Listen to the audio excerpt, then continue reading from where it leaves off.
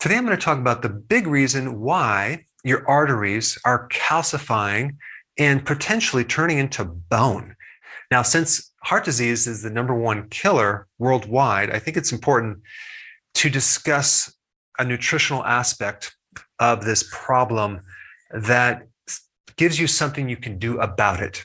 And this video is primarily going to talk about the calcium part of this problem more than cholesterol or other problems with the heart. What are the top warning signs that someone can get with a heart attack? Well, #1, you'd have chest pain, especially if you're exercising or exerting yourself or going through emotional stress.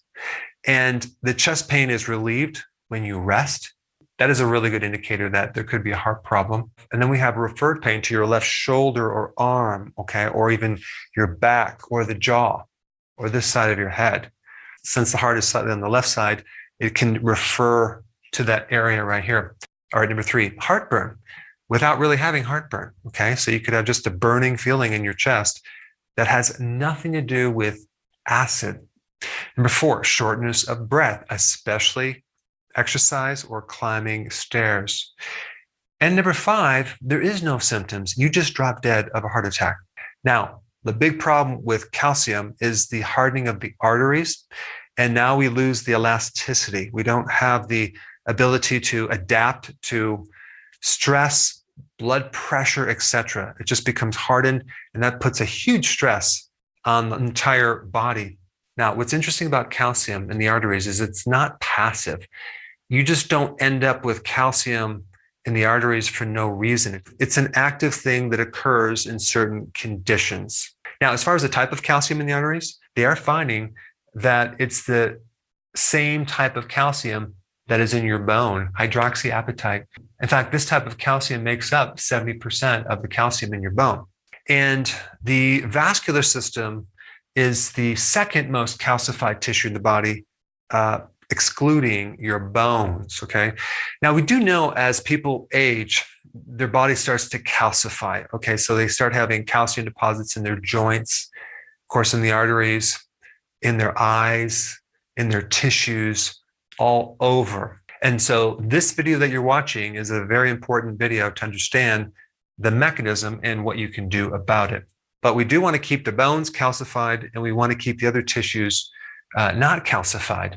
Now, like I've already mentioned, we don't want our arteries becoming bone. And a really good test to do to determine if you have calcium in your arteries is a CAC score. It stands for Coronary Artery Calcification score, okay? I had it done. You want the results to be 0, no calcium in the arteries. That puts you at a very, very low risk of heart attacks and mortality. So the CAC test is not only one of the best predictors of whether or not you're going to have a heart attack, it's also a really good predictor for mortality in general, because calcification in your tissues is a pathological sign that there's something seriously wrong with your health. Now, the other point I want to bring up is the majority of people over 6 years old have some type of calcium building up in the arteries, which again, like I said, it should not be there. Now, I want to cover something about bone tissue. In your bones, you have 2 types of cells. You have the osteoblast, and then you have the osteoclast. And the osteoblast are the bone cells that are building bone, okay? They're building bone up, and they're creating bone. And then we have the osteoclast, which actually degrades or breaks down bone. So we have these 2 things happening in the bone at all times, right? So if you have too much of this, you get osteoporosis. And then if you have too much of this in your arteries, especially, you start getting calcification in your bones. Your arteries actually are turning into bone, which is it's just bizarre. And if we're talking about inside your arteries, we're talking about the endothelium, which is the inner tissue of your arteries. There's actually stem cells, okay, in this layer of your artery that are osteogenic. What does that mean, osteogenic? It means that they're capable of producing bone. And so a stem cell is an undifferentiated cell. It's kind of like a blank slate that has the potential to turn into a certain cell, depending on what the body needs. So when someone starts developing bone tissue in their arteries, that is a big problem in the differentiation of what the stem cell should turn into. Now, if we take a look at autoimmune diseases, we have the same problem. We have a differentiation problem. Your immune system is unable to differentiate between a normal cell and a pathogen. It ends up attacking your own cells. And so with this problem, it's very similar. It's a differentiation problem. Well, guess what? Vitamin K2 is a vitamin that was recently discovered. Now, when I say discovered, I mean that it's been there all this time. We just did not recognize it. And vitamin K2 is involved in this differentiation problem. If you have sufficient vitamin K2 in your body, you're going to inhibit this calcification problem. You're going to inhibit the osteoblast, the cell that forms bone in the wrong place. So vitamin K2 is a potent stimulator of a certain protein called matrix GLA protein. And this protein inhibits vascular mineralization and is dependent on K2. So if you don't have K2, this protein is not going to inhibit vascular mineralization or calcification. Vitamin K2 is becoming more and more popular. There's over 3,500 research papers on vitamin K2 that you can look up. And so vitamin K2 is all about keeping calcium out of the arteries and keeping calcium in the bone and making your bones very, very strong. Now, I believe that the majority of the population is deficient in vitamin K2, at least subclinically, okay?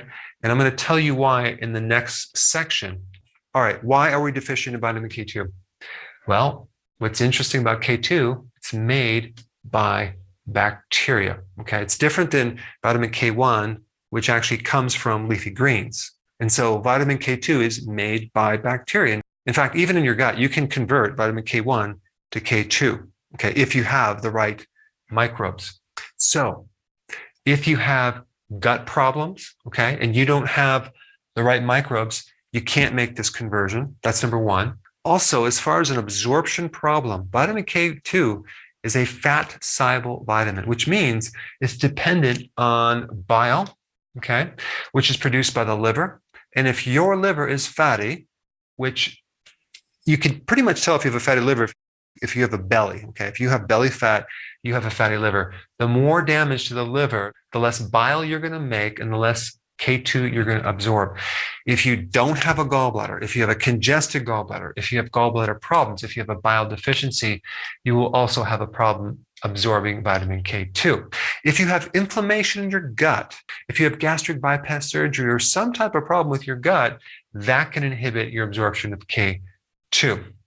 Also, if you don't have enough fermented foods, you could be deficient in K2 because certain microbes in the fermentation process can actually make vitamin K2. So let me give you some examples. We have natto, which is fermented soybeans. I think it's very popular in the East, not in the West.